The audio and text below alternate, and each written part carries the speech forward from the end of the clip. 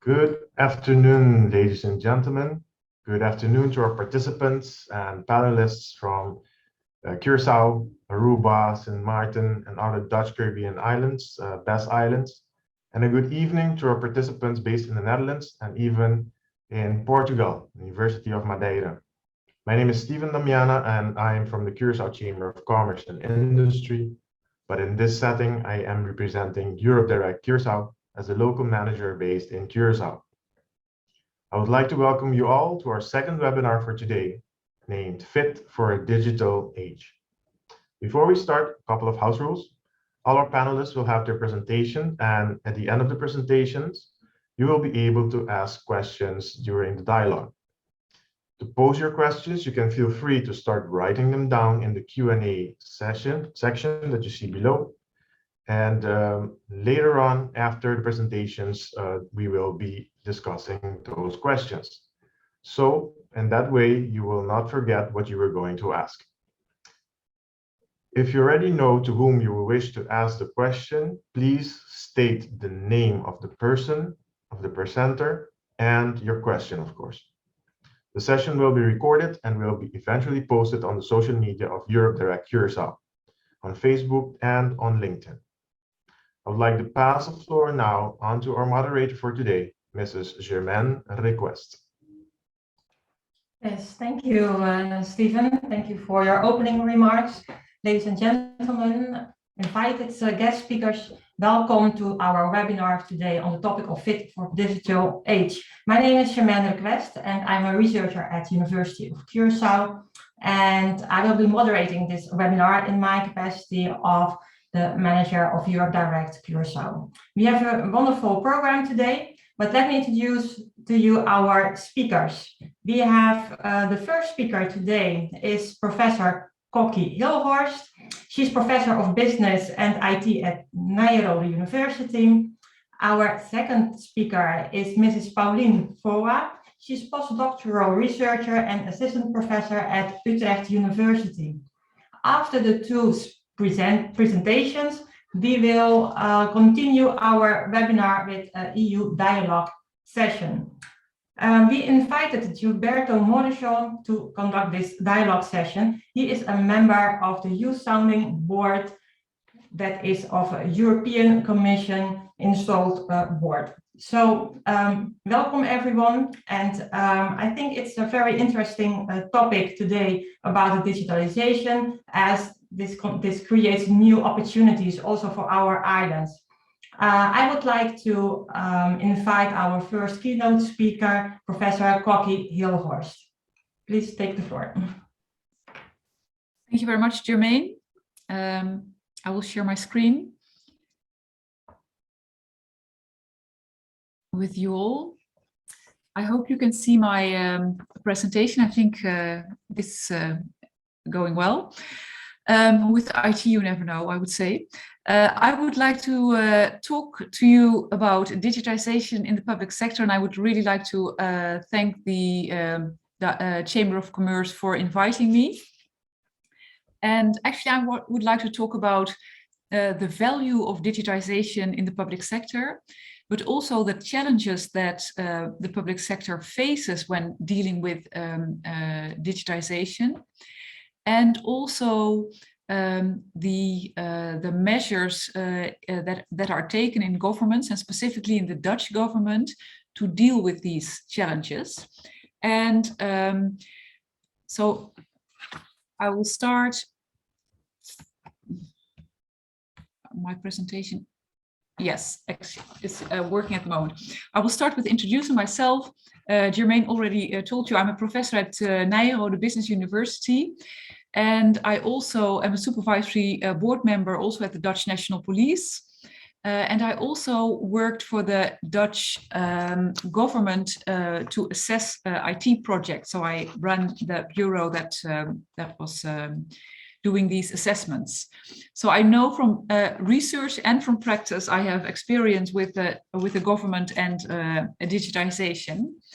And first, I would like to talk to you about the value of digitization in the public sector. And actually, my main message of today is that besides having well, of course, technology is always about processes, people, and IT. And I would like to, my main message of today is that it also needs institutionalization in the Dutch government to deal with challenges that IT and digitizations bring. So if we look at the value of IT or digitization in the public sector, we can also look at what the value of digitization is in the private sector. And of course, there's a lot of research on specifically the private sector, because it's easy to value or calculate the value because of market value or profits.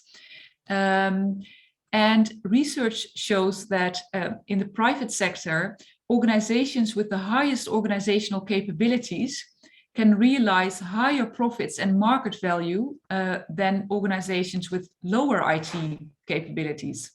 And actually, organizations with the highest organizational IT capabilities can have 45 to 75% higher market value than organizations with the lowest IT capabilities.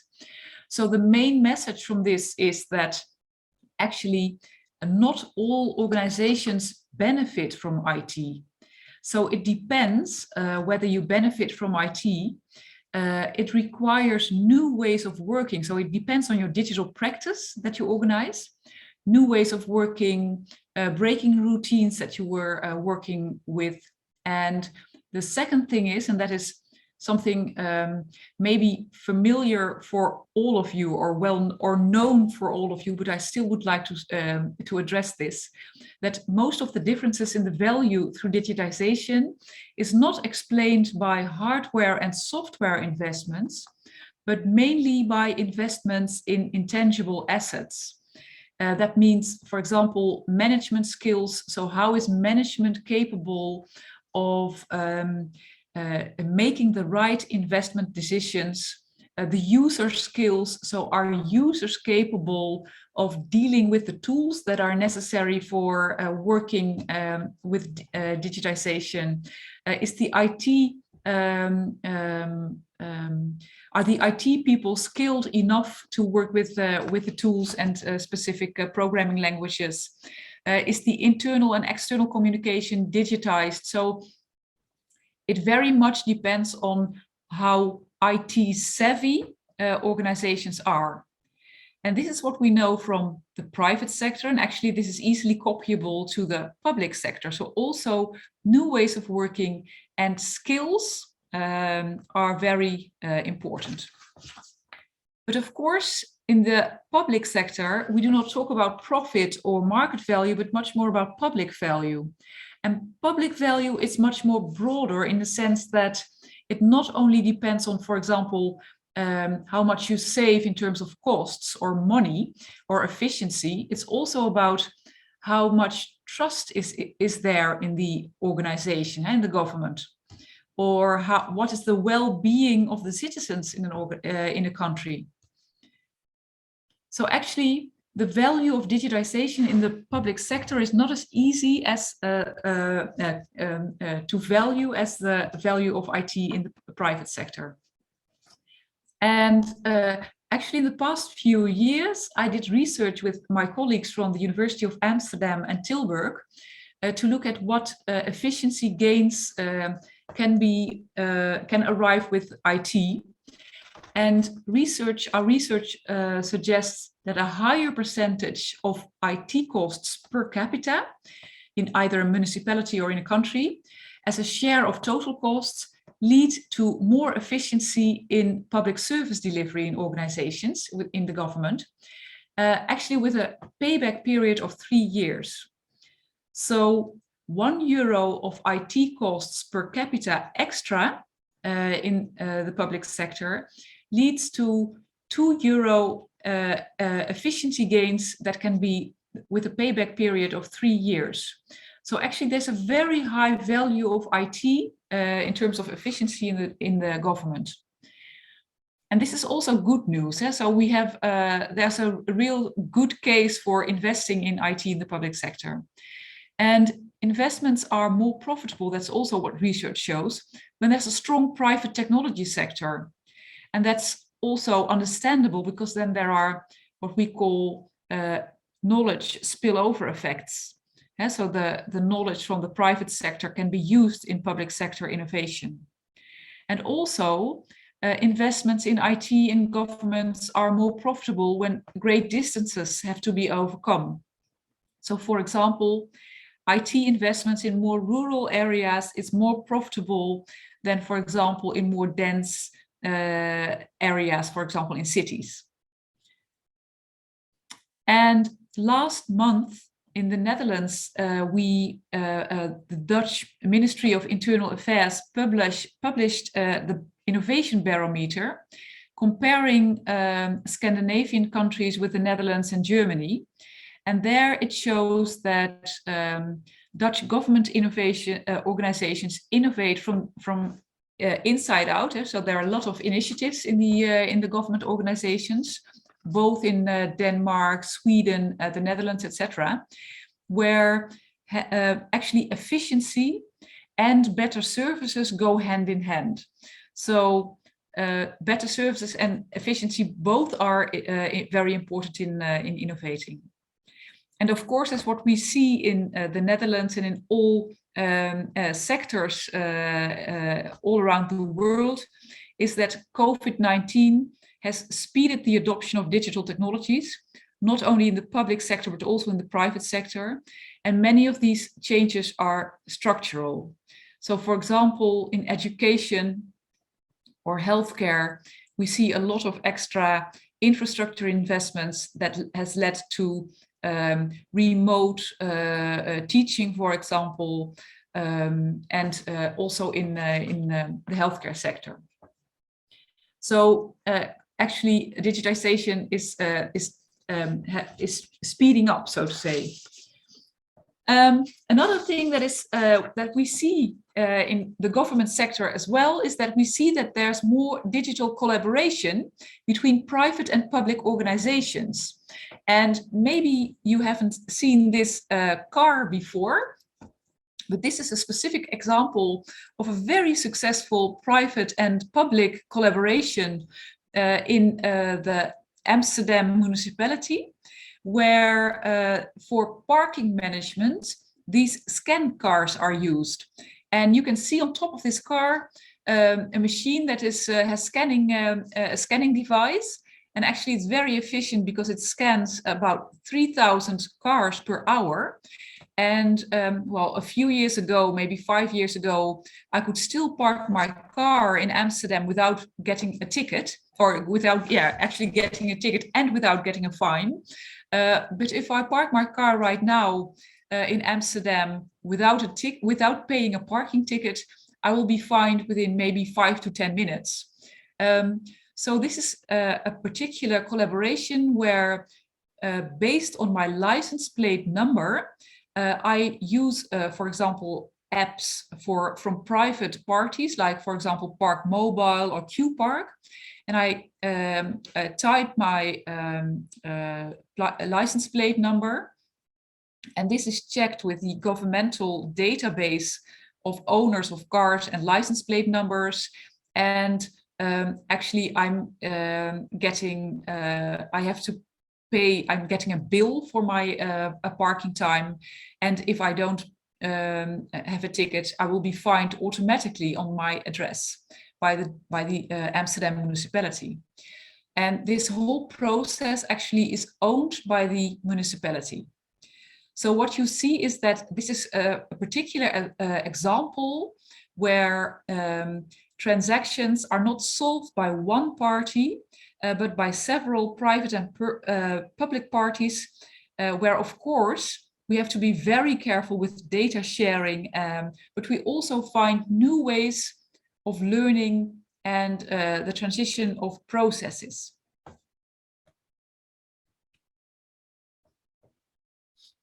Well, so if we look at the Dutch government sector and challenges that the government faces in the Dutch with digitization, we have, of course, a lot of things that have to be learned. For example, cyber is a big challenge.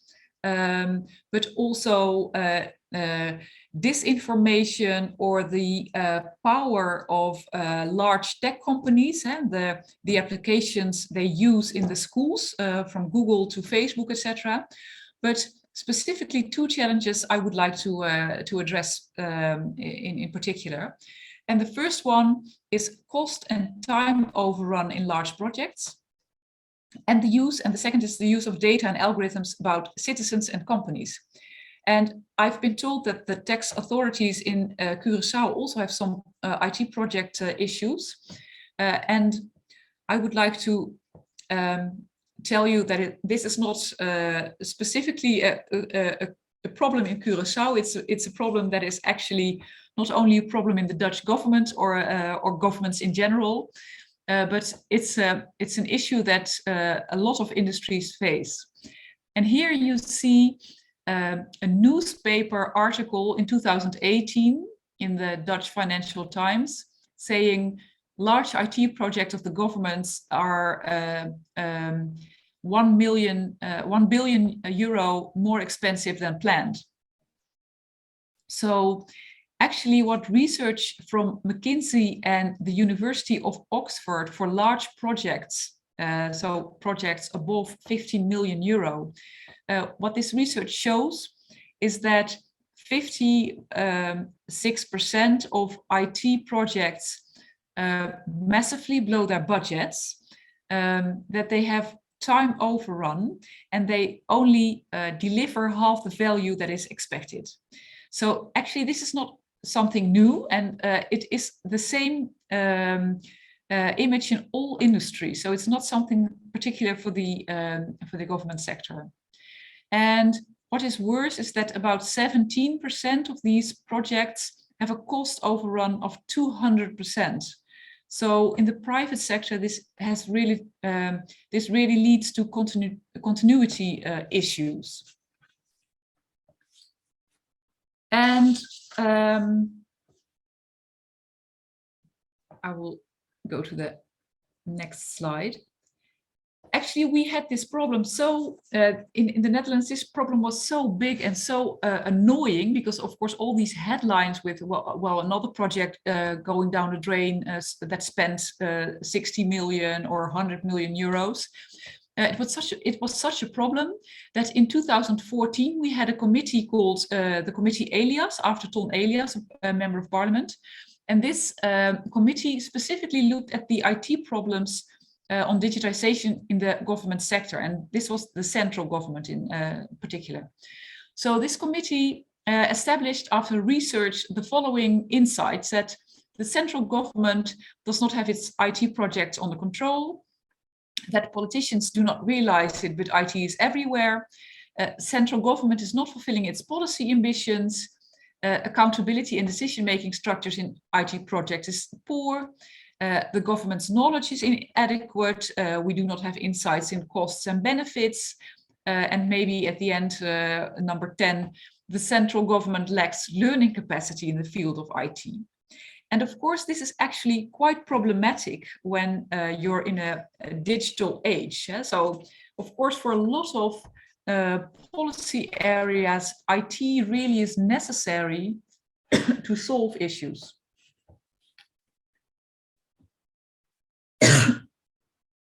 Excuse me. Well, actually, I analyzed 50 Dutch large IT investments since 2015, recently, and I've been looking at these IT investments, of course, also in my former role as director of the IT Assessment Office. And what it shows is that the Dutch government has a lot of commodity tasks like hosting and workplaces and data centers. Excuse me, I have to get something to drink. I'm sorry.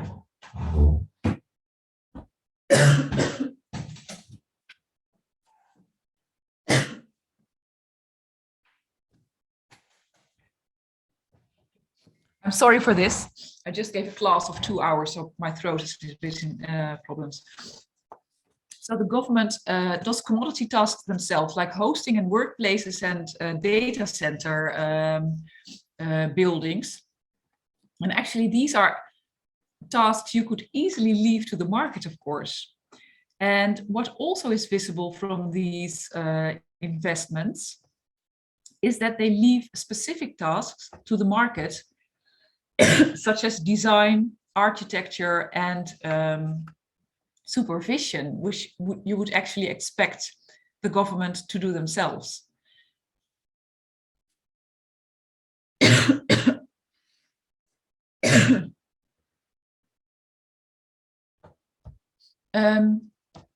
What we also see is that central government conducts classic tenders, which impedes innovation. So they focus on economically advantageous offers, trying to have the cheapest offers from suppliers. And suppliers offer limited innovation, of course, in these kinds of tenders. And for innovation, you also need iterative ways of working. And these EU classical tenders actually impede innovation, and they impede iterative working. So they're mostly waterfall-like. So what we also see is that in the government, we see a risk-averse culture. And actually, for learning, you would need an open culture that in which collaboration and learning and making and failing, allowing to fail, is also possible. And you would also say failing early is good, and not after you've spent millions of euros.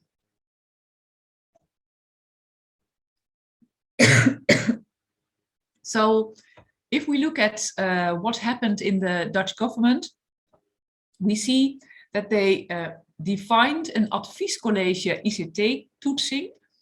They try to improve IT projects through supervision. So a college is institutionalized, so there's actually above 5 million euros. There's a supervision board, supervising board, that all IT projects above 5 million are assessed on feasibility and on the fact whether they really solve a problem. So the first and second chamber in the Netherlands get these advices, so projects can be controlled and supervised. So this is really a difference with the time in 2014 when the committee 𝗙𝗓𝗧 actually was doing their research. And this is one of the most important measures that the committee 𝗙𝗓𝗧 came up with. Well, the second challenge that the organization or that the Dutch government faces is the use of data and algorithms about citizens and companies.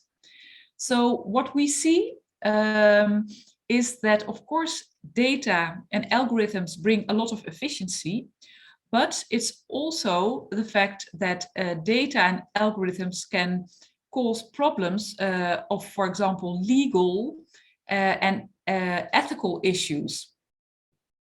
And this is what we see in the Netherlands at this moment.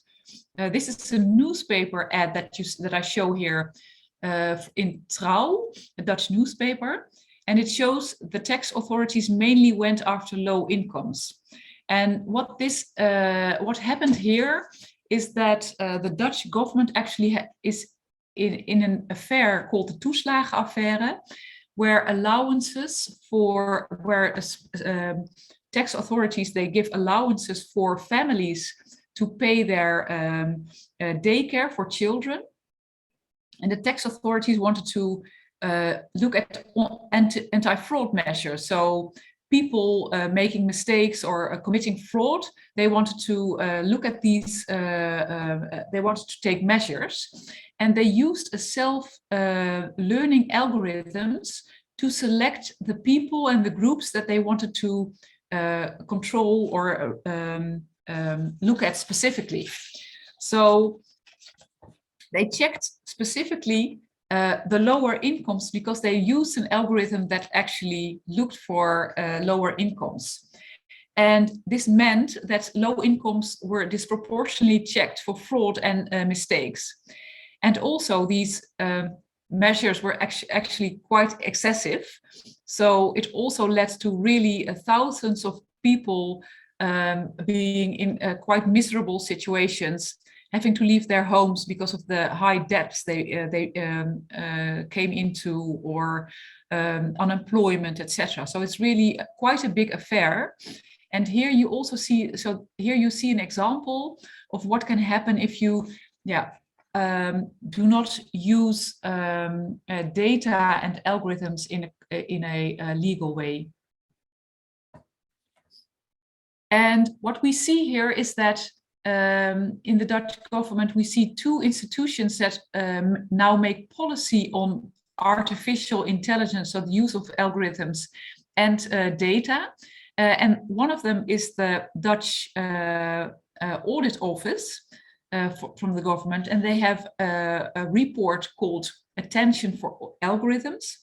And also the Scientific Council for the Dutch government, the WRR, they just published a report last week on artificial intelligence and what this means for government to deal with that. So what it means for the society as a whole, but also for governments for the government to take measures to use AI correctly or not use it at all in some cases maybe. So you see that a lot of organizations are making policy at this moment. And what we also see is that there's a permanent parliamentary committee on digital affairs. So since April, we have a permanent parliamentary committee on digital affairs, trying to create an overview and trying to make a connection in the handling of matters concerning digitization in the various policy areas. So what you see is that first in the second chamber, so in the parliament, a lot of policy areas, a lot of parliamentary committees actually focused on policy areas, and IT always and digitization was always part of this policy area. But now it has been institutionalized in the sense that it has a specific place in the parliament with this committee, and they focus on several subjects. For example, emerging and future technologies based on AI and, for example, quantum computing, digital citizenship and democracy, for example, looking at disinformation, digital fundamental rights and data ethics, for example, ethical aspects of using data, but also the power of big tech firms, cyber, digitization of government, so large projects, and the way we have to deal with digital skills of citizens. So a lot of subjects are being handled in this committee. So on the agenda of this parliamentary committee, we see all these aspects that I just mentioned, to some of them: limiting market monopolies, data collection by the government, open data. And actually, what is really, I find it quite amazing that every government, but also every municipality, has to think about these kinds of subjects when dealing with digitization in the public sector. So it goes much broader than just processes, skills, and people. And that is actually my main message for today. The message that I would like to give and to bring is that digitizing successfully in the public sector asks for quite some developments, and we see in the Dutch government actually that we're growing up in these kinds of capabilities. So IT, definitely it is shown that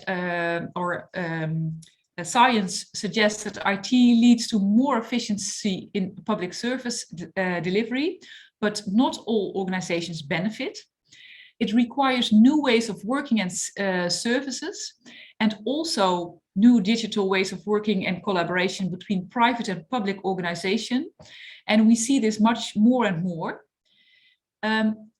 Public sector organizations need to invest in organizational IT capabilities and skills, so management skills, skills of users, but also the digital skills of citizens. So we see themes like upskilling and reskilling as very important, and also policy making in this area is important.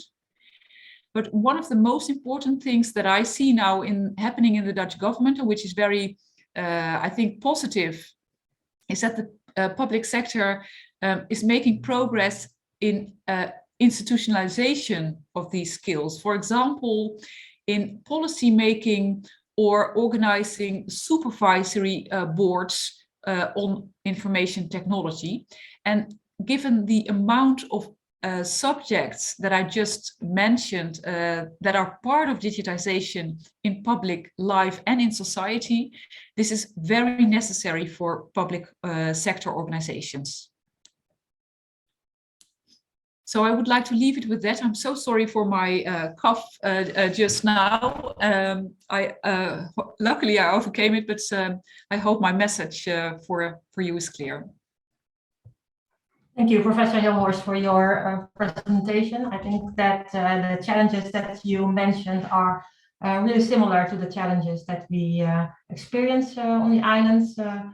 So I think that we can delve deeper onto that in the dialogue session. So thank you for your presentation and comments.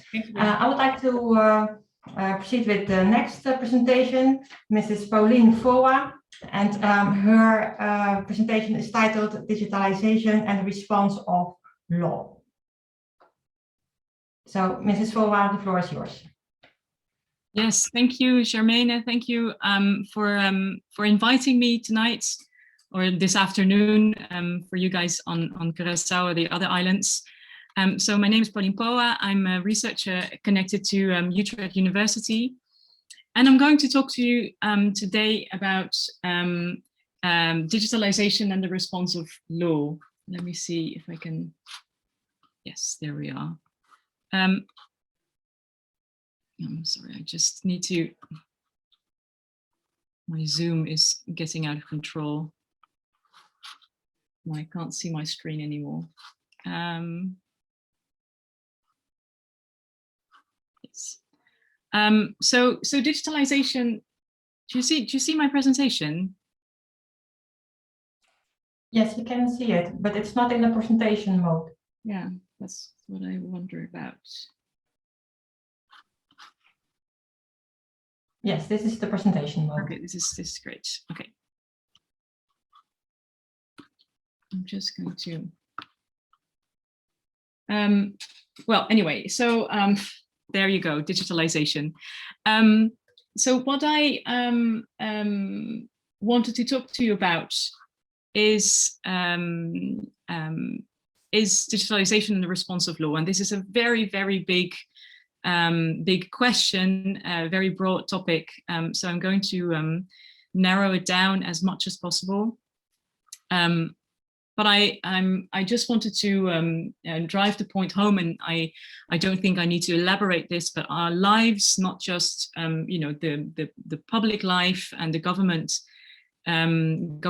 services, as Professor Hilhorst has talked about in the past presentation, but also our social lives, and a lot of our work, especially nowadays during COVID-19 times, is taking place online, and not just, you know, using a word processor on your desktop computer, or sending and receiving emails, or looking something up on an internet web page, but we're using our devices, our smartphones, for more and more different tasks. So we're ordering books and clothes and whatever we need on Amazon.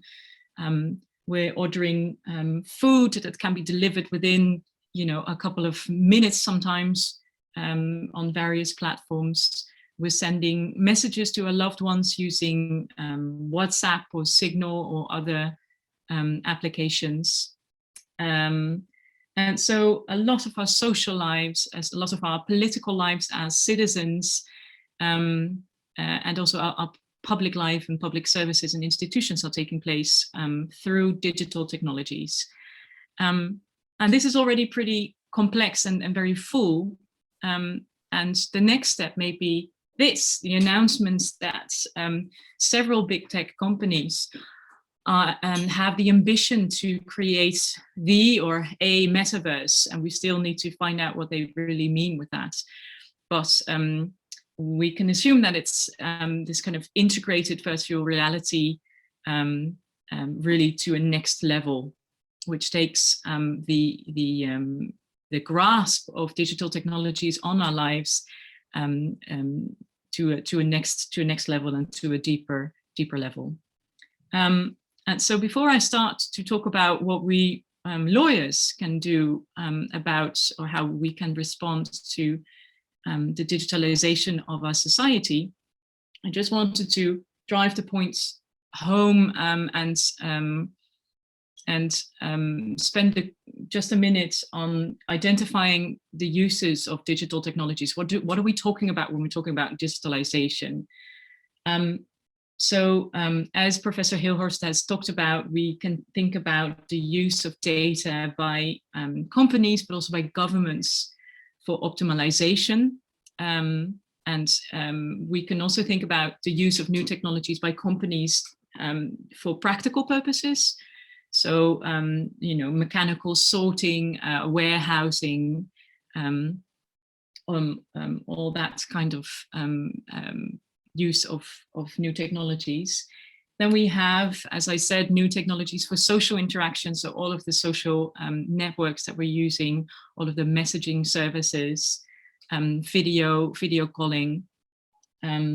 And then we have the use of new technologies and particularly platforms to connect businesses, consumers, but also politics and the government.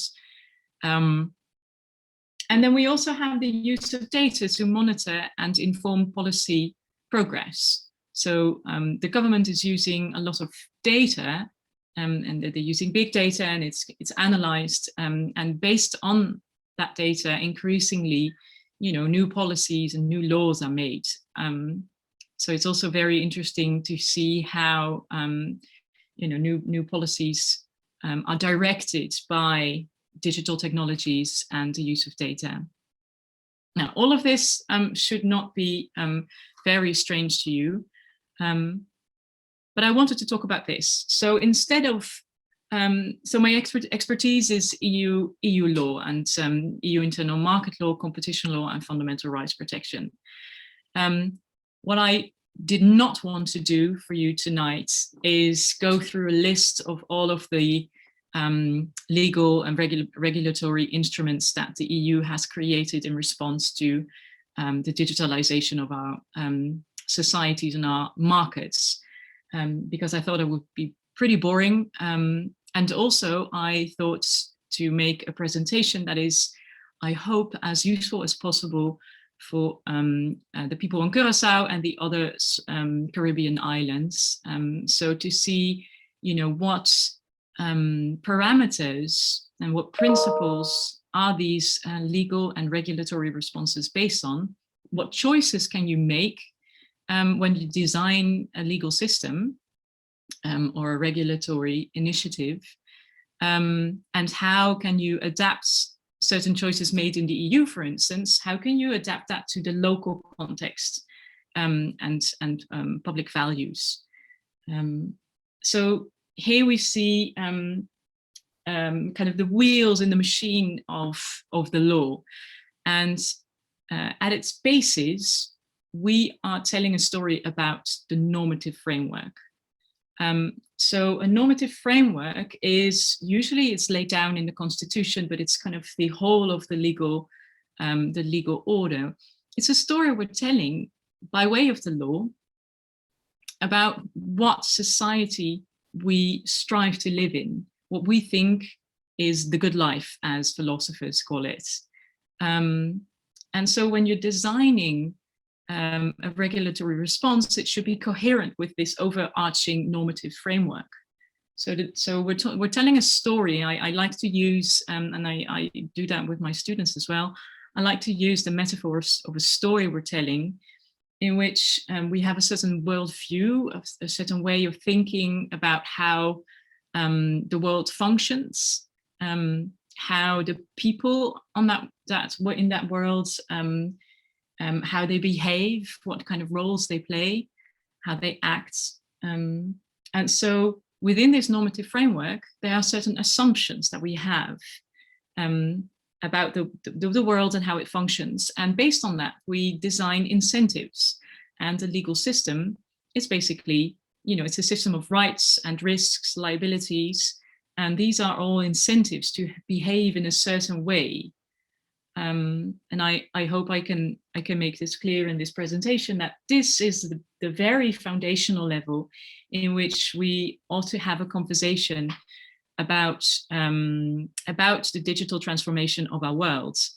And I also think that this is the level at which, for instance, we also need to have a conversation about sustainability and climate change, because both climate change and the digital transformation of our societies have such an impact that they challenge certain underlying assumptions of our normative framework. And I'll come back to that to explain it a little bit more. But if that is true, so if certain basic assumptions of our normative framework are challenged and destabilized, then you can see, it's a system of communicating vessels, or it's kind of this mechanism that should work together. And so if one part is destabilized, because, for instance, consumers in the digital society perhaps not as rational and well-informed, and also do not have the same level of free will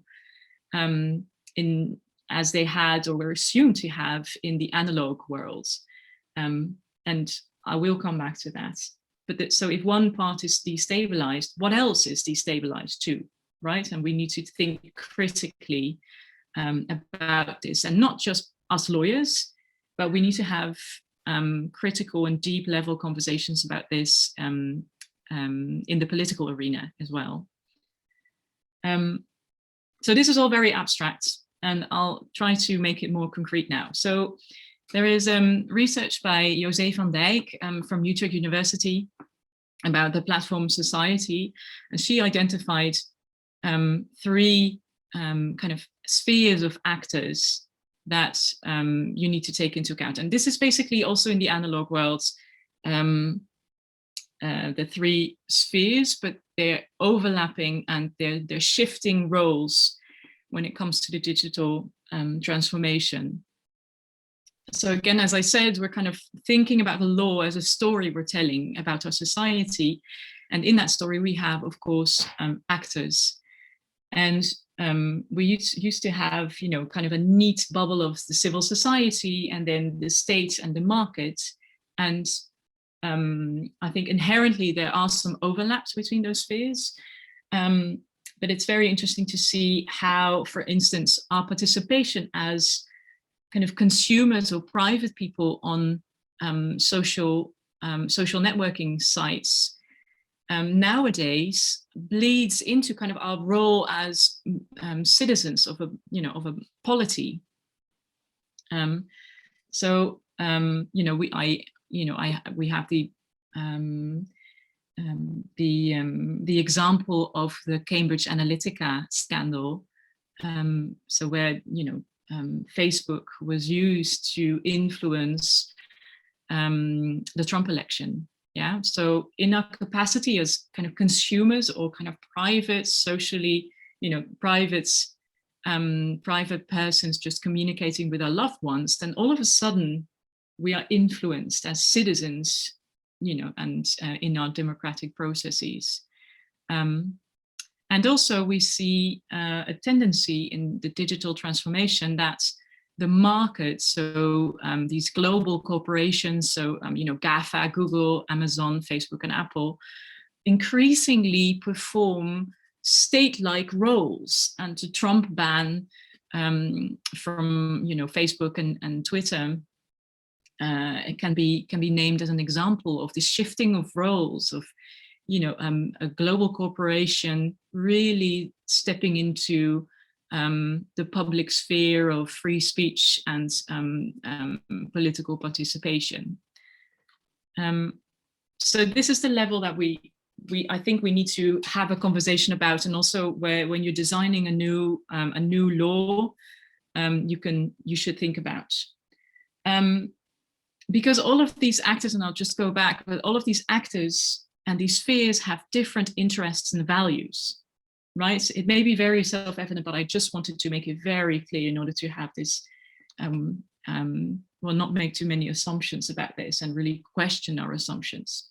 So all of these different spheres have different values and interests, and this may be self-evident again, but I just wanted to make it very, very specific. So you can think about a value of just a rule of law, democracy, and fundamental rights protection in general. There's also the value and also a risk for social cohesion. And on the one hand, you can say, well, participation on a social network, in social networks, enhances social cohesion. But at the same time, we see that it has perhaps created a platform or a tool to incite more polarization in our society. So at least it hasn't helped. So that's very interesting. Sustainability is another interest that may differ when you take it from the perspective of a citizen or consumer, or from the state or from the market. Equality, diversity, and inclusion, and this is the issue that Professor Hilhorst also mentioned. Yes, the internet can be kind of an emancipatory tool. So, equalizing everyone, and it's easy, accessible, and it makes information easily accessible. But that assumes that you have access to internet. It assumes you have access to a device that connects to the internet. It also assumes that the algorithms are neutral. And research has shown that there are in fact not. As also the scandal of the Dutch, the toeslagenaffaire, so the benefits scandal, shows that there can be severe institutional, AI-driven institutional bias or racism. So equality, diversity, and inclusion is a different factor in our decision-making process. Then cybersecurity and digital sovereignty. Digital sovereignty is something that we've been hearing in a particularly strong way in the past, I think, year and a half. It's popped up in European discussions a lot, which I think, an ordinary consumer is not really concerned about, but this may be more of a state concern. And then, of course, we have innovation and profitability. Yeah, some of these big tech companies have an annual turnover that surpasses the GDP of certain smaller countries, right? So these technologies are massively, massively profitable. Yeah. So to make it even more clear, so what you want to think about when you design your regulatory response, so the law around these digital transformations, you need to think about these different actors and the different values and interests. Of course, they need to be balanced, and sometimes you need to use different regulatory instruments to accommodate and protect the interests and the rights of the different parties. So you cannot have one law that takes care of everything. So you need different tools, different instruments to protect different rights. But you also need to be aware that once you take a certain perspective, so when you start out writing a law from the perspective of, for instance, consumer protection, then you may overlook the elements of kind of the political participation. If you frame the people that you want to protect just as a consumer.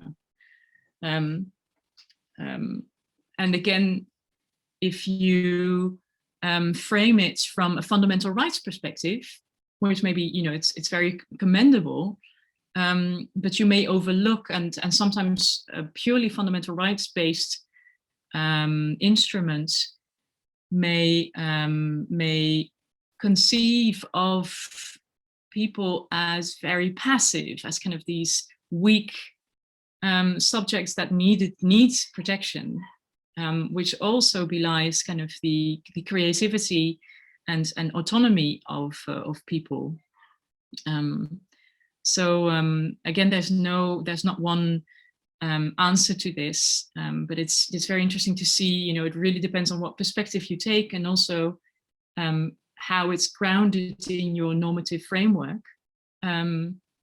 You know, what kind of role these different regulatory responses can take, and also if you kind of dial a switch this way, then something happens on the other side, and that needs to be, you need to be aware of that effect, and it needs to be balanced somehow.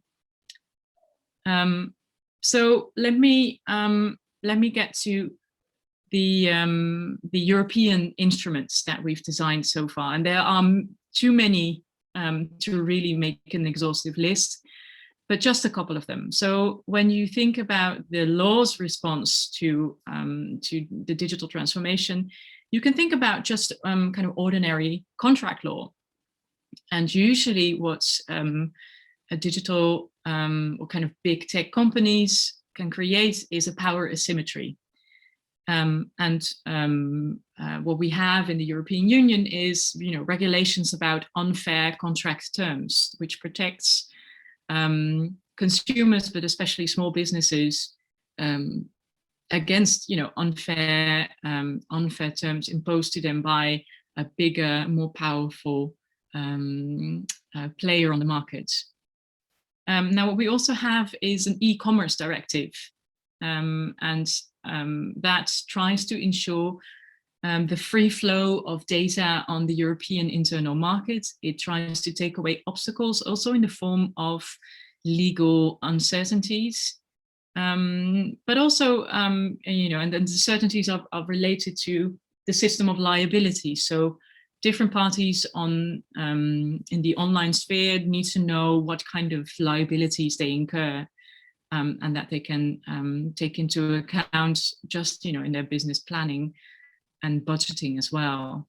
So that's the e-commerce directive. Then we have data protection law, and I think by now it's a global phenomenon, the GDPR, so the General Data Protection Regulation that was adopted a while ago and entered into operation in 2018, I think. And so when you're accessing a website, at least from a European IP address, you now have this elaborate choice of, do I want, all cookies, or do I want to adapt my preferences and give them, and almost everyone just clicks all cookies allow. But at least you have the option, or you should have the option of not consenting to all cookies, so that you're traced, your activity on the internet and on that website is traced and harvested.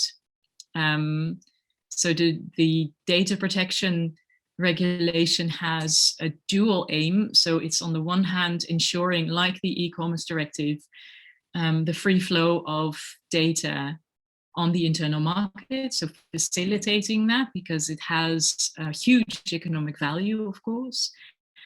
But at the same time, it aims to protect fundamental rights. And so it's kind of emancipates the data subject and gives us all kinds of rights and remedies to kind of resist the pull of these big tech companies and the data they're collecting. And not just big tech, it can be smaller tech as well. And so it forces tech companies to almost create this fundamental rights protection by design. So already incorporate certain things in the way they build their websites, for instance. Yeah, so that's the GDPR. Yes, and then we have competition law, which is not specific to the digital sphere. So in Europe, but I know also on Curaçao as well, I think you, since 2017, you have your own competition authority. So we have the system of competition law, which looks generally into, prohibited agreements between companies, so cartels. It aims to punish the abuse of a dominant position, and it checks whether mergers and acquisitions still leave room for a healthy and fair competition on the market. I think the fines of the European Union on several of the big tech companies, most notably Google, have been amongst the largest of the world, and may even be the biggest amounts. I think 2.4 billion euros or something. And it was just confirmed by the General Court of the European Union. So we're imposing a lot of fines, but the effect seems to, the big tech companies do not seem to be too impressed. And they try to, they design ways around these prohibited behaviors. So I'm part of a research project, so the Modern Bigness Project, which looks into the assumptions. Again, here I come back to the assumptions of competition law. And one of the assumptions of competition law is that big companies have market power. So based on market shares and the rate of, the annual turnover. And this is one of the parameters based on which you decide whether something is a competition law concern or not, and whether you can, as an enforcement authority, you can act. And the Modern Bigness Project asks the critical question, so is this assumption still correct when it comes to big tech? And is their power, can we still measure their power just based on market shares or annual turnover? Or should we also include their non-market power, so their political power and even their discursive power in the way they shape how we see the world, through hyper-nudging, through this kind of, micro influencing of the way we interact with our loved ones, the way we vote, the way we order food or clothes, or the way we see ourselves in filters. So that's a very, I'm very happy to be part of that research project that asks the very critical question that I mentioned in the beginning. So is our legal system still functioning? And I'm going to come back to the slides in just a minute. Based on the e-commerce directive and some data protection law, but also the lessons from how competition law sometimes fails to really regulate these digital technologies well, there are proposals for the so-called DMA and DSA, so the Digital Market Acts and the Digital Services Acts. And these, for the DMA, is an addition to and replaces a bit of the e-commerce directive, and especially when it comes to very large online platforms. And it gives it enhanced responsibilities, since some of these very large online platforms almost function as essential facilities or essential infrastructures in our society. And this is also something that is kind of the counterpart of the infrastructural problem that also Professor Hilhorst mentioned, that in order to digitize government services, you need to have access to internet, and not just internet, but reliable internet as well, apart from access to devices. But once a public services are digitized, and maybe also our banking services are digitized, and we get to rely on them, then this whole ecosystem of different platforms that interact become, to a certain extent, an essential facility, just in the way we have our water supply as an essential facility, or our electricity network as an essential facility. I think a very impressive example was the Facebook group outage on the 4th of October, when so Facebook and WhatsApp and Instagram crashed for a couple of hours. And we really saw how not just almost 90% of the world weren't able to communicate with their loved ones for a while using WhatsApp or Facebook, but even, you know, in certain countries, these platforms were used for government communication. So even the functioning of certain governments came to a screeching halt. So this is a blind spot that the DMA tries to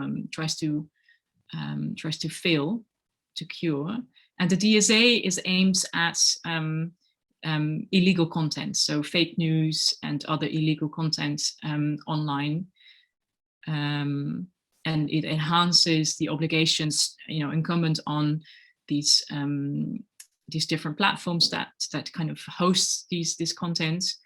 And it gives more remedies as well.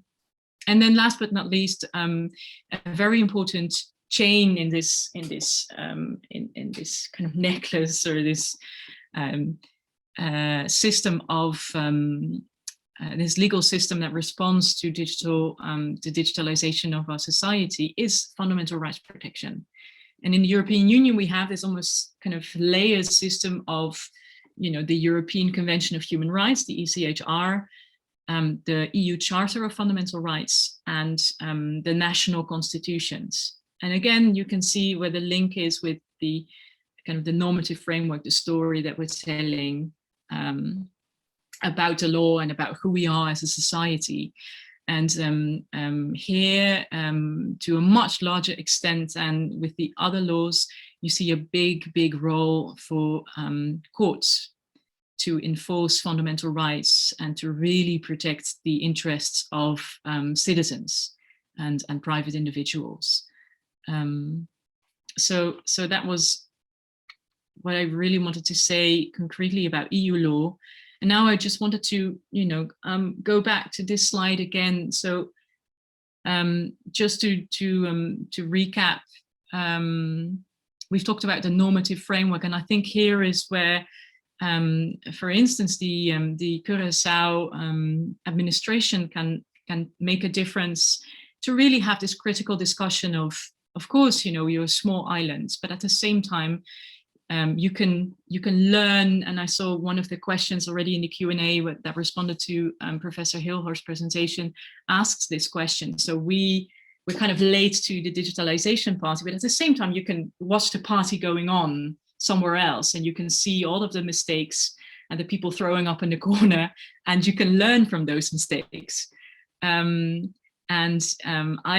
really want to invite you also to really have this critical discussion of what do we want digitalization to look like on Curaçao, and what does our community need, and not just kind of go along with whatever someone else is doing, but really see, so how can we design our laws to protect the values and interests of Curaçao and the Curaçao people.